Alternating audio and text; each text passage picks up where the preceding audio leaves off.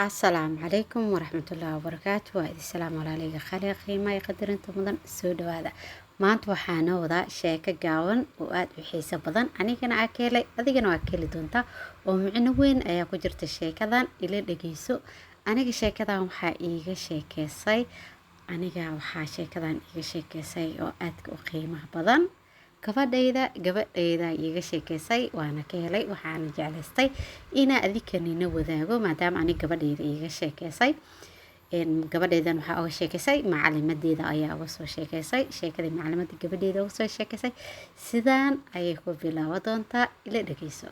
waxay ku socotaa nin beeraley ah ayaa kasoo tagay beerihiisii oo dhan ayuu kasoo tagay. markuu beerihiisii kasoo tagayna wuxuu soo aaday wadan kale.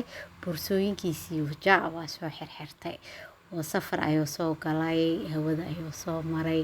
wuxuu soo aaday wadan uu weligiis imaanin oo aad u qurux badan kor markuu ka daawanayay iyo beerihii uu joogay farqi weyn ayaa u dhaxeeyay. wadankii markuu imaaday dabaqyadii dheedheeraa quruxda badnaa markuu arkay aad ayuu ula yaabay. wuxuu yiri duulkii aad joogay ilaah iga soo waday may dadkii meesha joogay ayuu wuxuu ku dhahay yaa iskala dabaqyadan I don't know ayaa lagu dhahay.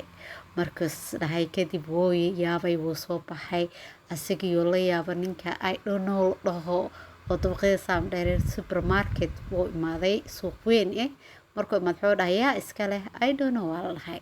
asoo ninka I don't know di la yaaban wuxuu arkay qaf dhintay oo la wado. markaas wuxuu dhahay yaa waaye dadkii la socdo meesha maraayay.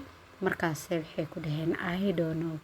bacdeen wuxuu dhahay ninkii I don't know wahay waa oo dhintay maanta asagoon i arkin yani is arkin aantidiisa qaadana oo dhahay anigaaba dhaxlaayaba. marka wax walbo waxa fiican intaada hadlin inaa ogaatid. waxbarashadana aad ay muhiim noogu tahay ayna wax barano.